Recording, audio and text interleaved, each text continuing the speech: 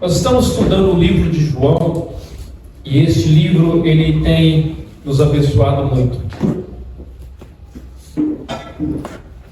E quando você estuda comigo o livro da Bíblia, você está estudando os ensinos de Jesus, principalmente nos evangelhos. Os evangelhos, eles falam as falas de Jesus, algumas Bíblias têm até escrito em vermelho, e esses ensinamentos que nós estamos aprendendo sobre Jesus. E hoje eu gostaria de falar sobre Jesus, seu ensino e o ceticismo moderno, ou seja, aqueles que dão descrença, aqueles que usam a descrença em relação ao ensino. Vamos ler João, capítulo de número 7, versículo 14 ao 23, depois quero, nós vamos do 28 ao 29, tá bom? Então João, capítulo 7, nós estamos terminando o capítulo 7 hoje, e já vamos para o capítulo 8, somos uma igreja, assim como pastor, eu acredito que a igreja ela tem que estudar a Bíblia no domingo, nos dias, dia a dia, e por isso iremos pregar a palavra de Deus nos livros bíblicos. Então vamos lá, João capítulo de número 7, diz assim: quando a festa estava na metade, Jesus subiu ao templo e começou a ensinar. Os judeus ficaram admirados e perguntaram: como foi que este homem adquiriu tanta instrução sem ter estudado? Jesus respondeu: o que ensino não procede de mim, vem daquele que me enviou. Se alguém decidir fazer a vontade de Deus, saberá se o meu ensino vem de Deus ou se falo por mim mesmo. Aquele que fala por si mesmo busca a sua própria glória, mas aquele que busca a glória de quem o enviou é uma pessoa verdadeira, e não há nada de falso ao seu respeito. Moisés não deu a lei a vocês, no entanto, nenhum de vocês obedece a ela. Por que procuram me matar-me? Vocês têm endemoniado, respondeu a multidão: quem está procurando matar você? Jesus disse: fiz um milagre e vocês todos estão admirados? Porque Moisés deu a vocês a circuncisão, embora na verdade ela não tenha vindo de Moisés, mas dos patriarcas, vocês circuncidam no sábado. Versículo de número 28 agora. Não, faz o 23 de novo. Ora, se o menino pode ser circuncidado no sábado, para que a lei de Moisés não seja quebrada, por que vocês ficam cheios de ira contra mim por ter curado completamente um homem no sábado? Agora vai lá no 28. 28 diz: Jesus ensinava no pátio do templo.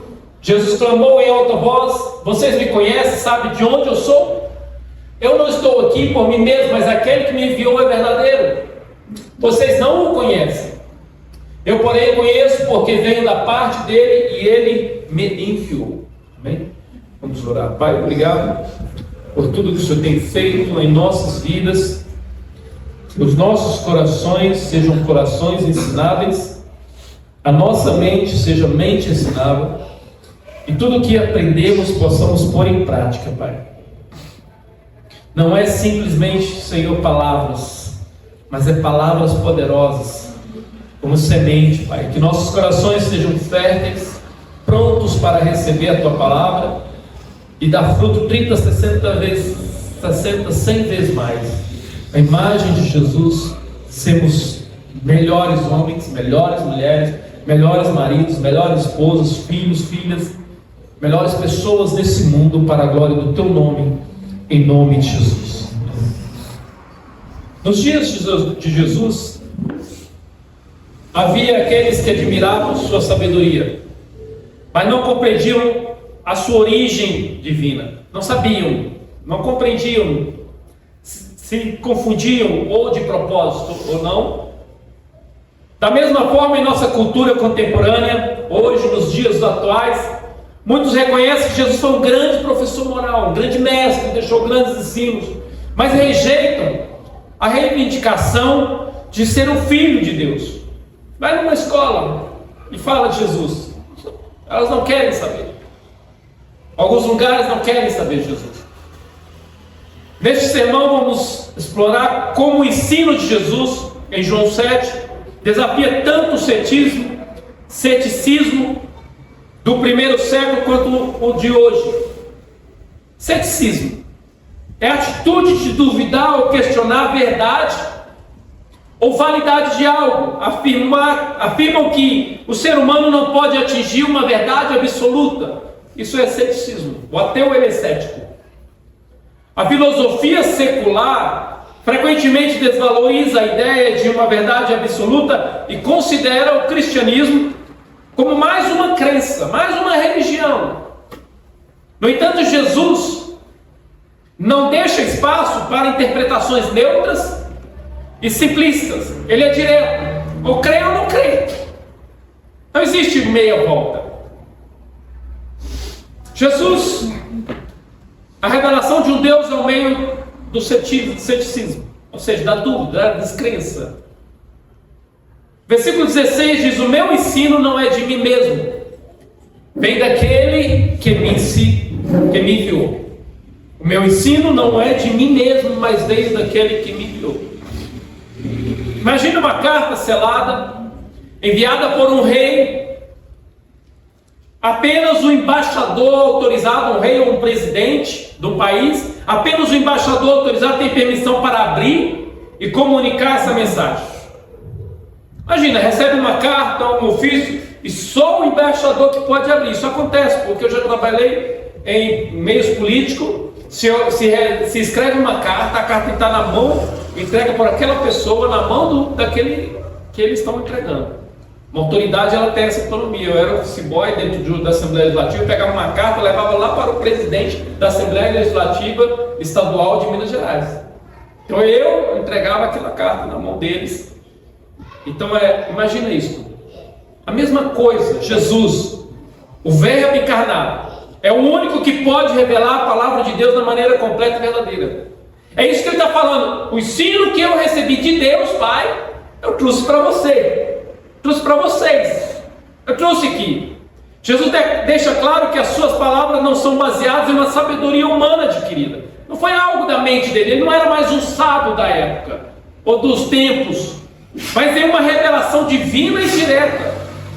Ele não é apenas mais um filósofo, um mestre. Ele é a própria encarnação da sabedoria de Deus. Ele recebeu aquilo lá e trouxe diretamente para nós na terra, ou para aquelas pessoas. E essa revelação divina distingue Jesus de qualquer outro mestre ou profeta da história. Veja só o que diz Hebreus no capítulo 1 e 2. Olha só como diz o texto. O texto fala bem concreto isso. Diz assim, Hebreus 1 e 2. Há muito tempo, no passado, Deus falou muitas vezes e de várias maneiras aos nossos antepassados por meio dos profetas. Mas nestes últimos dias nos falou por meio do Filho, a quem constituiu o herdeiro de todas as coisas e por meio de quem fez o universo. Por meio de quem fez o universo. É bem claro isso. Bem claro que Jesus é agora aquele que trouxe a mensagem. Ele é a mensagem, ele é o caminho para chegar aos nossos corações através de Deus. Justino Mártir, um dos primeiros apologistas cristãos do século II, nós estamos falando do ano de 200 depois de Cristo, defendeu vigorosamente que Jesus, o Logo de Deus, a palavra Logo é palavra, não é uma palavra de palavra, mas palavra verbo, daquilo que é entregue como palavra, trazia a revelação final e completa da verdade divina. Ele afirmou que a sabedoria de Cristo não era adquirida por meio de conhecimento humano, mas a expressão do próprio verbo de Deus. O Logos, que era com Deus e era Deus, revelou tudo que o Pai quis que fosse revelado. Enfatiza Justino, conectando diretamente a missão de Cristo ao desígnio do Pai. Tudo que Deus queria passar, Ele passou e o Filho veio falar. É como se Deus trouxesse a mensagem e Cristo trouxe aquela mensagem dentro dele e trouxe para as pessoas e trouxe para nós. Hoje vivemos em uma era onde a verdade é frequentemente vista como relativa. A cultura secular defende que todas as religiões têm algo a oferecer, mas nenhuma possui a verdade absoluta. Ele diz, não há uma verdade absoluta. Todo mundo tem a sua verdade. Para muitos, Jesus pode ser admirado como um grande mestre, mas sua reivindicação de seu caminho, a verdade, a vida, é vista com ceticismo, com descrença. Ninguém acredita que ele vai ser o caminho verdadeiro, único. Não, as outras religiões também levam a Deus. Não, ele não está dizendo, ele diz, eu sou o único caminho, o único. Ainda que as pessoas lá são descrentes em relação a isso não muda nada o que a palavra ensina. Tim Keller, um grande escritor, em seu livro A Fé na Era do Ceticismo, ou da descrença, argumenta que a cultura moderna se baseia em uma confiança exagerada na razão humana e na ciência para determinar a verdade. Nós vimos isso acontecer na pandemia. Ninguém sabia o que estava acontecendo, mas o que a ciência falava se tornava palavra real. Entende? A ponto de um homem lá nos Estados Unidos chamado Fauci, que era o ministro da saúde, da saúde, acho que é isso, lá nos Estados Unidos, ele diz que algumas coisas foram tomadas da mente dele. Por exemplo, máscara, distanciamento. Ele diz, eu decidi o que ia acontecer. Ele é um médico e ele decidiu. Isso foi um interrogatório agora no Senado americano. Ou seja, ele decidiu lá e trouxe como regra para o mundo inteiro. E as pessoas acreditam por quê? Porque hoje o ser humano acredita mais no outro humano do que na ciência do que outra coisa. E para você ter ideia, o uso de máscara não é um uso de proteção total sobre a gripe, sobre todos os demais. A máscara era falha. A pessoa baixou aqui, deu uma torcida, já espalhou tudo. A não ser que você esteja num ambiente igual ao hospital, tudo limpo, toda hora alguém limpando, toda hora alguém ali produzindo e te dando antibiótico para vencer aquele vírus. Eu sou contra, se quer usar máscara, usa máscara. Mas nunca foi prova concreta. O Japão tem um estudo sobre máscaras que trouxeram mais dano à saúde das pessoas do que fazer com que elas tenham a proteção total. Algumas máscaras que foram feitas, máscara de pano, essas máscaras de pano fizeram muito mais mal do que bem. Só que o mais interessante é o que o homem disse. Dr. Fauci, ele disse, eu tive de tomar essa atitude porque a gente não sabia o que ia acontecer. Ou seja, ele não tinha certeza de nada. As vacinas hoje, essa semana a vacina do Butantan, que gastou milhares de reais, foi cancelada, não funciona mais. A vacina, não sei qual, foi cancelada, não funciona mais. Mas na época todo mundo tomou essa vacina porque diziam que funcionava. Keller, ele afirma que as pessoas têm mais fé a isso do que em Deus. No entanto, Keller afirma que o cristianismo não é apenas uma verdade entre muitas. Keller afirma que é a verdade que explica a realidade de forma mais coerente e abrangente. Eu não estou colocando para duvidar da ciência. Eu tomei muitas vacinas na minha vida. A vacina de tétano é excelente. Não estou dizendo para ninguém ter dúvida de muitas coisas da ciência. Estou dizendo que as pessoas acreditam mais na ciência do que em Deus. De que Deus pode fazer. De que Deus pode fazer. Deus pode cuidar. Que Deus pode transformar. Que Ele existe. O cristianismo não apenas explica o mundo, mas ele fornece os recursos para lidar com o mundo que vivemos. O cristianismo é aquilo que nos ensina a viver numa fé cristã. Mas as pessoas estão confiantes mais no ser humano, na palavra do ser humano, a ponto de levar elas como ídolo, idolatrarem elas. É de onde que surgem tantos ditadores. A ponto de concordar mais com as coisas da ciência que muitas vezes nem tem certeza absoluta do que é. Existem doenças que a ciência não sabe o que está acontecendo. Mas nós vamos confiar na ciência, porque ela é nosso Deus. Aí você fala de Jesus, não, eu não acredito em Jesus, isso é ilusão. Agora pense na internet como uma vasta rede de informação, passando tanta informação. Algumas dessas informações são verdadeiras, outras são falsas. Hoje temos aí a fake news, onde um grupo define o que é fake news, que é um grande problema. Quando um grupo define o que é verdade, o que é mentira. E o poder político tem feito isso. E a gente tem que tomar muito cuidado. Porque a verdade agora é relativa. Então, se definirem que você é assim, você nasceu assim, mas está errado. E se você falar contra, vai para a cadeia, você vai para a cadeia. Porque eles definiram o que é verdade. A internet, ela faz isso. Tem muitas coisas verdade. Tem muitas coisas boas.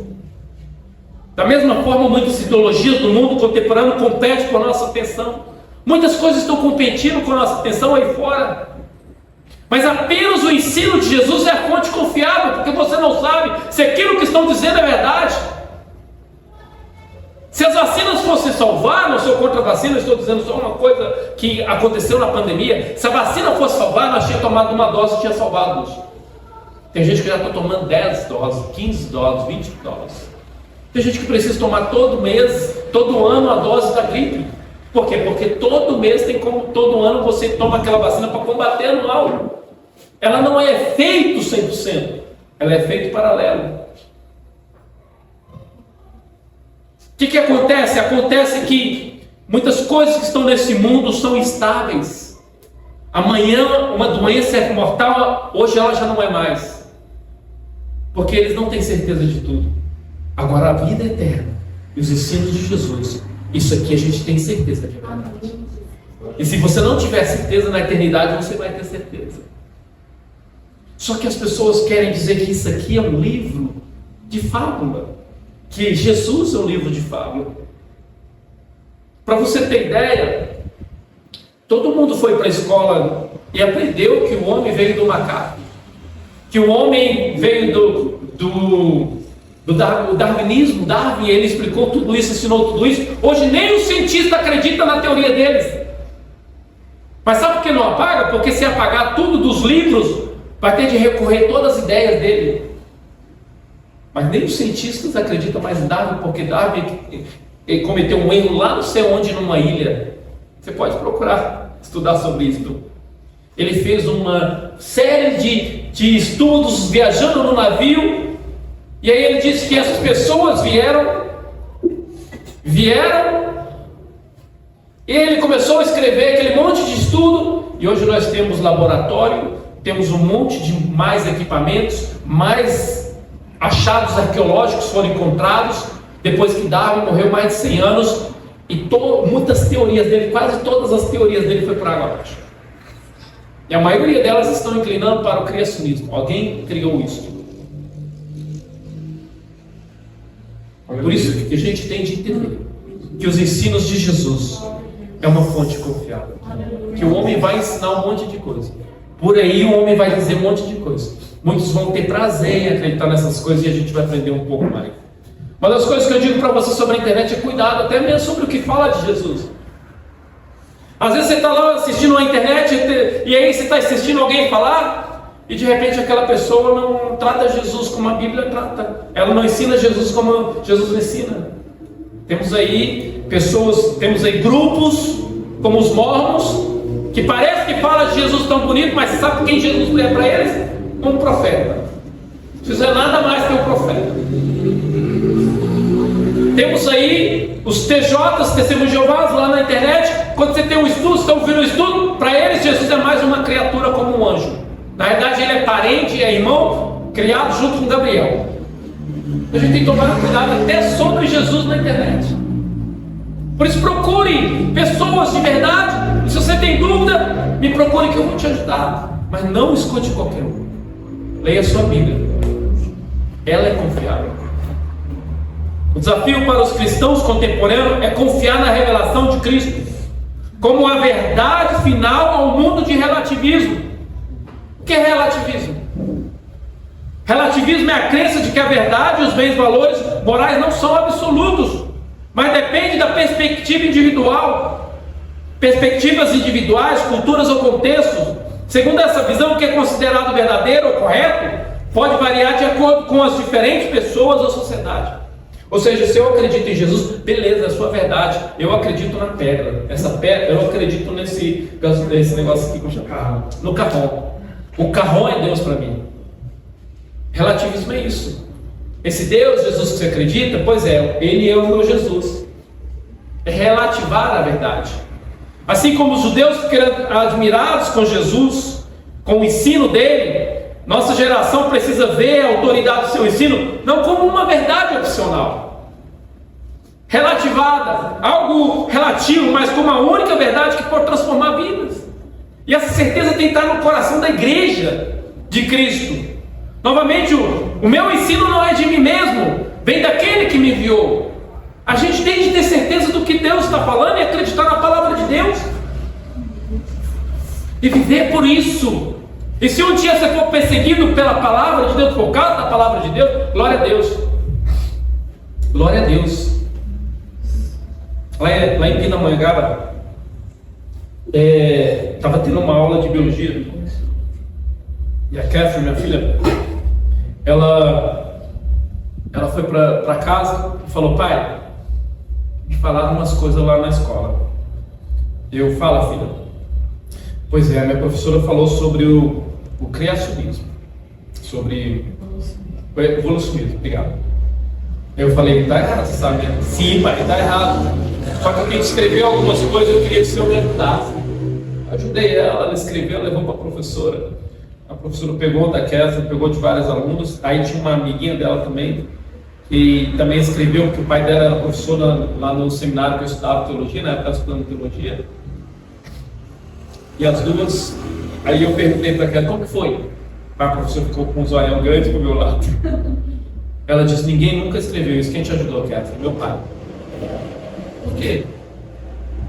Porque o ensino é de Deus e não pode sair do coração dela, mesmo que a outra pessoa diz diferente. Eu falei: filha, vai lá, faz a prova, escreve o que está escrito lá, mas a sua crença não pode mudar. Entendeu? A professora falou que se eu colocar isso aqui na prova, pai, vai dar 0, mas você fez o trabalho, ela falou que o trabalho era independente, pede a nota lá, senão eu vou lá conversar com ela. Mas não tem problema você responder lá. Entendeu? Mas infelizmente é isso que acontece. As pessoas pegam ensinos e se tornam verdades para elas, mas elas querem rejeitar o ensino do Senhor que vem dos céus. E Ele estava dizendo para aquelas pessoas, e Ele diz para nós hoje: o meu ensino não é de mim mesmo, vem daquele que me enviou. E a partir do momento que nós duvidamos do ensino, de tudo que a palavra de Deus diz, que vem de Deus, mas que abandone a fé. E aí Jesus, ele confirma a autoridade dele, divina.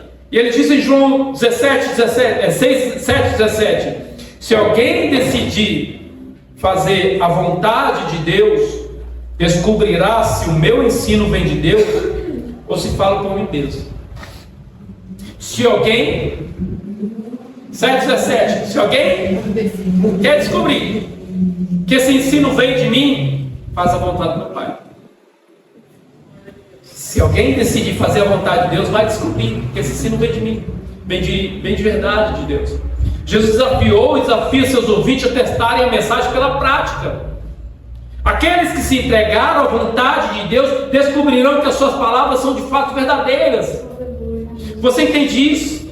Entende porque o mundo não aceita Jesus e a Bíblia como verdadeira e absoluta, verdade absoluta para a vida deles? Porque eles não querem. Eles não querem a vontade de Deus.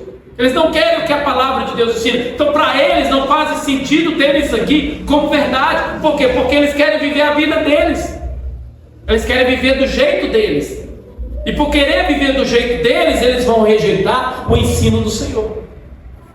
A verdadeira experiência de transformação só pode ocorrer quando aceitamos e vivemos a verdade de Cristo através do cumprimento da vontade de Deus. Para isso, essa cultura atual, muitos buscam autenticidades, verdades, mas evitam comprometer-se com a verdade absoluta. Eles querem não comprometer mais com Deus, porque eles sabem que se comprometer com Deus vai ter que fazer a vontade de Deus. Aqueles que não querem ouvir os ensinamentos de Jesus, obedecer a eles, muitas vezes estão relutantes em submeter sua vida à vontade de Deus. Gente, é batata. Quem não quer vir para a igreja, para Jesus, eles estão relutando em submeter a vontade de Deus. Às vezes eles amam mais o vício deles, o álcool deles, a mentira ou qualquer outro tipo de pecado na vida deles, por isso que eles não querem vir para Jesus. Porque eu não estou dizendo que a gente vem para Jesus, nós somos perfeitos. Nós estamos procurando a perfeição. Mas perfeito é Deus Pai dos céus. Mas quem não vem, muitas vezes não vem, porque ama o pecado deles. Eles podem rejeitar os ensinamentos de Jesus por várias razões. Por orgulho, desejo de autonomia, eu posso fazer o que eu quero, quem manda na minha vida sou eu. O apego aos próprios desejos e valores. Como Jesus afirma, se alguém decidir fazer a vontade de Deus, descobrirá se meu ensino vem de Deus ou se fala por mim mesmo. Ele está fazendo um teste com aqueles religiosos.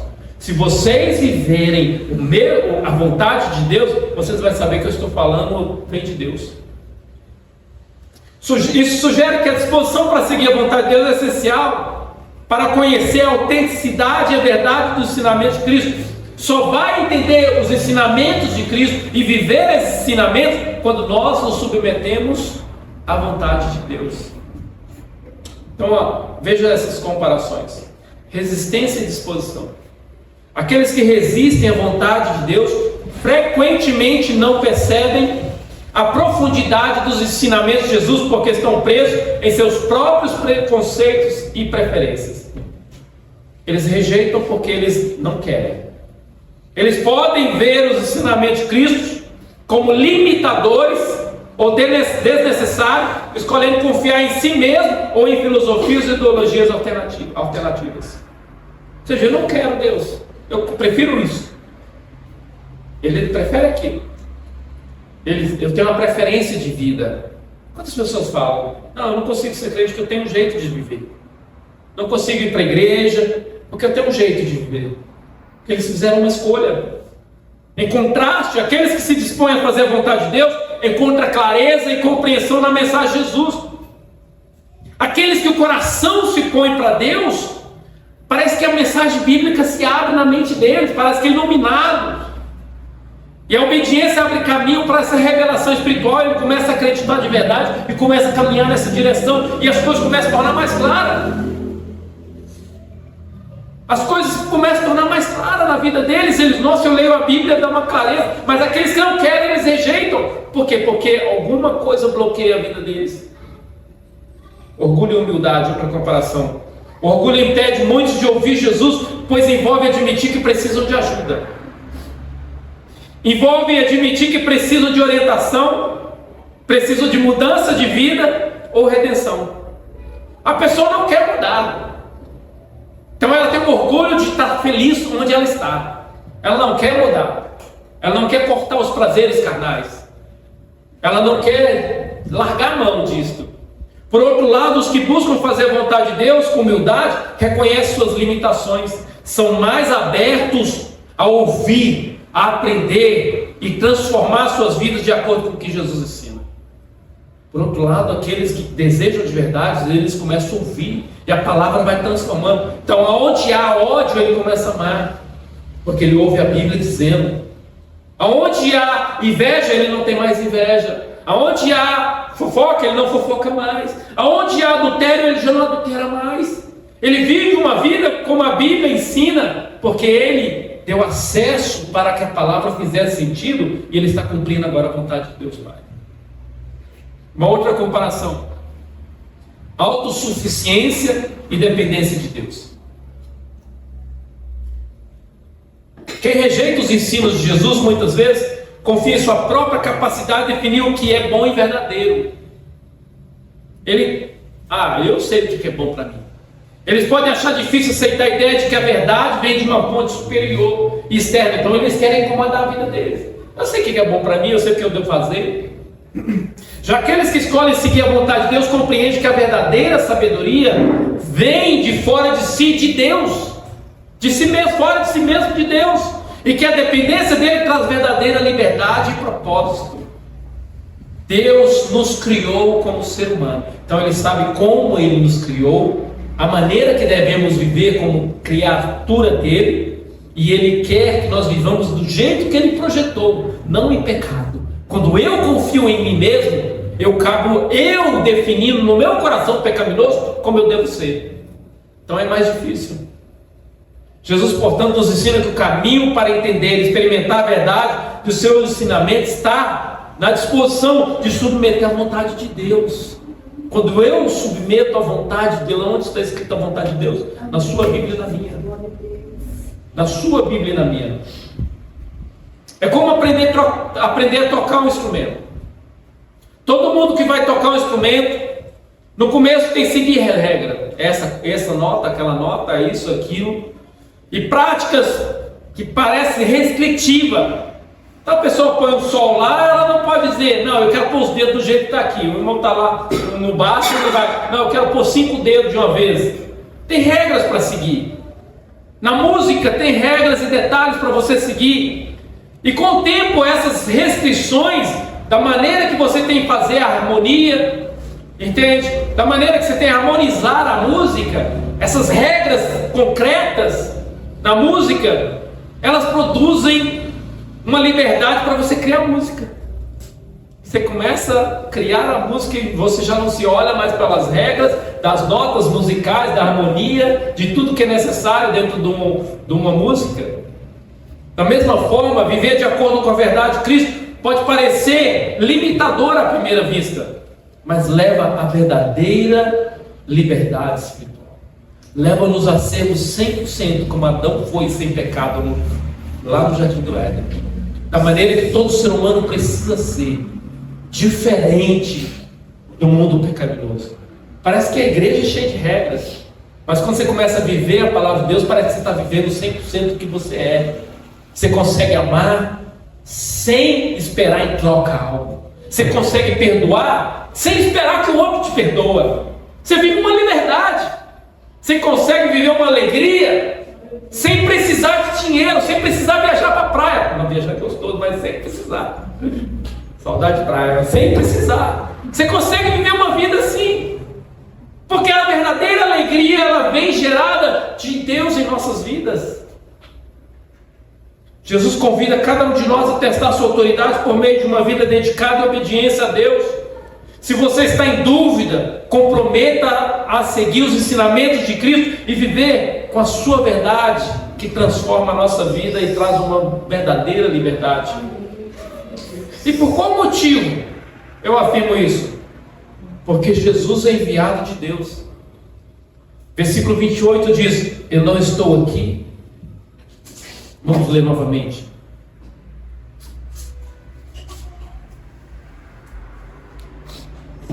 A última parte, Jesus diz: eu não estou aqui por mim mesmo, mas aquele que me enviou é verdadeiro. Eu não estou aqui por mim mesmo, mas aquele que me enviou é verdadeiro. A doutrina da Trindade aqui é central. O Pai o enviou a Jesus. Não é uma pessoa só, tem duas pessoas aqui. Porque há uma capacidade de alguém enviar o outro. Então o Pai enviou Jesus. Jesus não é apenas um profeta ou mestre, mas o próprio Filho de Deus, eternamente gerado do Pai. Jesus afirmou claramente a sua origem divina e afirma novamente que ele foi enviado por Deus. Essa declaração desafia os seus ouvintes a reconhecerem: vim do Pai. Ele não estava nem aí, vim do Pai. Foi por isso que eles ficaram, porque eles não queriam acreditar nisso. Ele não é apenas mais um mestre religioso, ele é o Filho de Deus enviado com uma missão redentora. Muitos hoje ainda perguntam: quem realmente é Jesus? Só a Times, que é a maior revista do mundo, que é uma das revistas mais circuladas que nos Estados Unidos, ela tem 5 edições falando de quem é Jesus. Está escrito quem é Jesus. 5 edições em vários anos falando quem é Jesus. Uma das maiores barreiras ao cristianismo é o ceticismo, é a descrença sobre a identidade divina de Cristo. Para muitos, aceitar Jesus como mestre moral é uma coisa. Olha, aceitar que ele é um bom mestre, que ele teve bons ensinamentos, olha a bem-aventurança do vizinho, de perdoar, disso, mas aceitá-lo como filho de Deus parece algo muito radical. É radical demais, está pedindo demais. Precisamos reconhecer que a missão de Jesus é singular. Ele não é simplesmente um sábio ou moralista, ele é o Filho de Deus enviado para trazer salvação e revelar a glória do Pai. É ele que disse isso. Como cristãos, devemos seguir o exemplo de Cristo vivendo em obediência a Deus e proclamando a sua verdade. A missão de Jesus é clara. Ele veio para resgatar os perdidos e revelar o Pai ao mundo. A ponto de Filipe perguntar para ele: mostra-nos o Pai. A gente vai ver isso mais para frente. E ele diz para Filipe: Filipe, você está me vendo? Está vendo o Pai? Os ensinos que eu tenho são os ensinos do Deus. Você quer viver uma vida com a vontade de Deus? Ouça os ensinos de Jesus, lendo Ele e ouvindo Ele no seu coração. Precisamos aceitar a identidade divina de Jesus e confiar nele para a nossa salvação. Isso não é apenas uma ideia religiosa, é uma verdade que muda vidas e oferece esperança verdadeira. Oferece uma esperança verdadeira. A palavra de Jesus é uma verdade transformadora. Os ensinos de Jesus é transformador. A revelação de Cristo como Filho enviado de Deus impede que o cristianismo seja reduzido a uma mera filosofia ou a religião entre tantas outras. Se Jesus é a peça principal da nossa fé, e é ela que impede, Jesus é o que impede de o cristianismo ser uma religião comum. Por isso eles tentam reduzir Jesus a um homem comum, porque reduzindo Jesus a um homem comum, ele é igual a Buda, ele é igual a Confúcio, ele é igual às demais pessoas, a um filósofo, a um rei, a alguém. Mas quando fala que Jesus é o Filho de Deus e Deus, você quebra a perna de todos.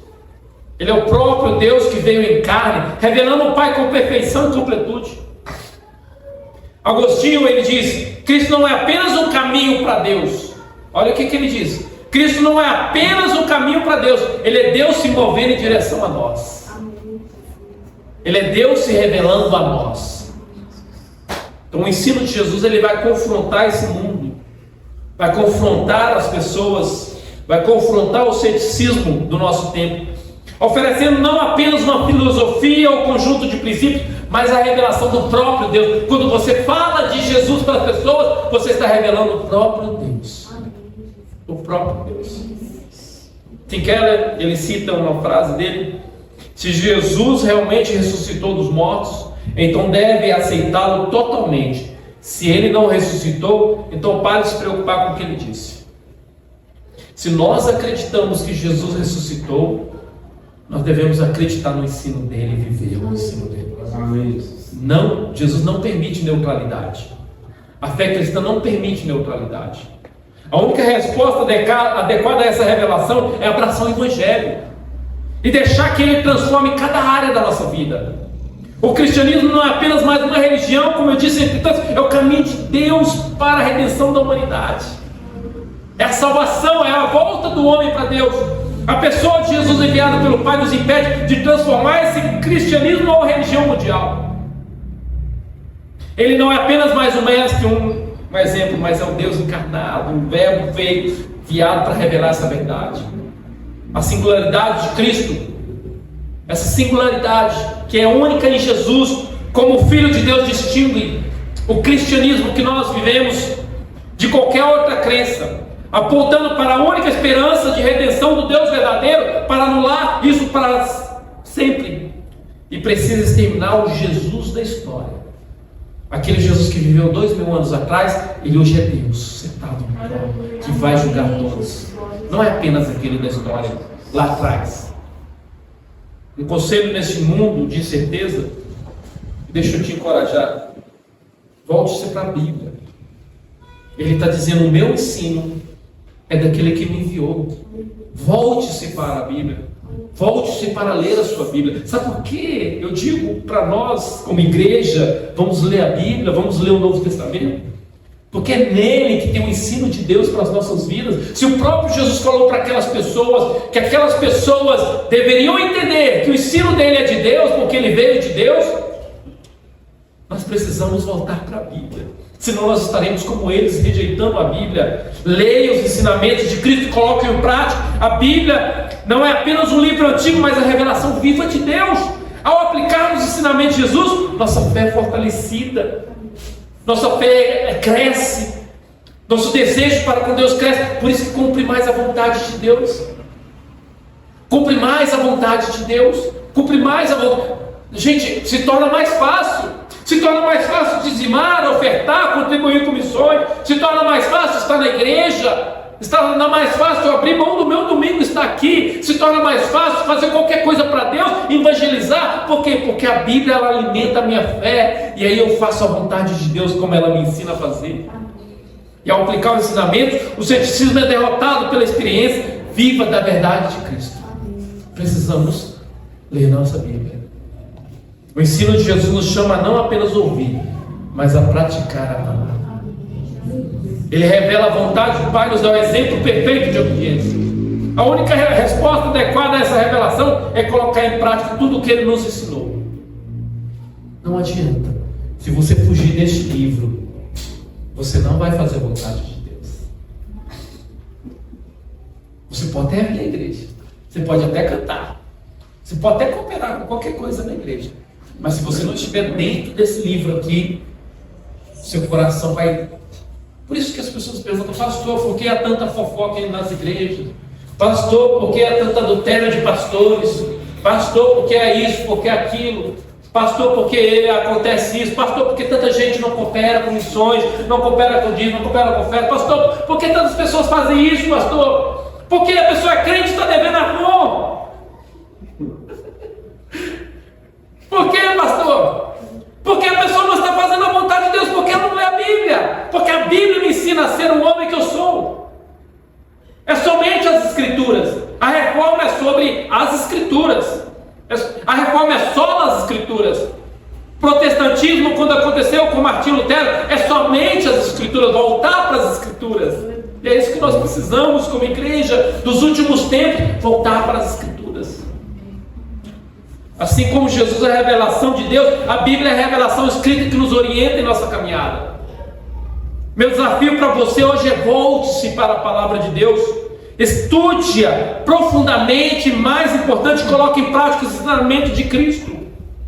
Como Tiago nos lembra, Tiago 1:22, sejam praticantes da palavra e não apenas ouvintes. Que tal essa semana dedicar um tempo específico à leitura do Evangelho, pedindo a Deus que revele a sua vontade para a sua vida? Que tal fazer isso?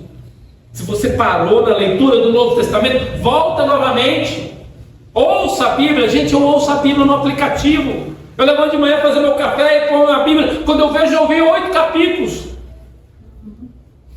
Quando eu vejo, eu ouvi bastante a Bíblia. Voltemos para a palavra. Hoje nós temos os meios melhores. Olha, teve um desafio de Bíblia quando eu era adolescente. Nós tínhamos de levar a Bíblia para todo lado. Eu ia para o trabalho com a Bíblia na mão. Eu fui com a Bíbliazinha. Até hoje eu tenho essa Bíblia, uma Bíblia azul marinho, pequena. Até hoje tem essa Bíblia lá tá no quarto do Micael. A gente ia para a Bíblia para todos os lugares. Eu entrava dentro do ônibus. Foi um desafio para nós voltarmos para a Bíblia, lermos a Bíblia. Aquele ano a gente leu a Bíblia todinha, como jovens. Não eram jovens só da minha igreja, era um grupo de jovens que estavam estudando a Bíblia e líamos a Bíblia na hora do recreio. Ao fazer isso, você verá a glória de Deus através de Cristo. Ao fazer isso, você entenderá que Ele é de fato o enviado de Deus para trazer salvação ao mundo. Bora ler a nossa Bíblia, porque o ensino vem de Deus. Jesus é enviado de Deus, então o ensino é de Deus que está nas nossas mãos. Bora estudar a nossa Bíblia. Contra esse mundo, só há um recurso: mergulharmos na Bíblia e fazer a vontade de Deus. E assim a nossa fé vai aumentar e nós vamos vencer. Amém, queridos? Amém. Deus abençoe a sua vida. Eu espero.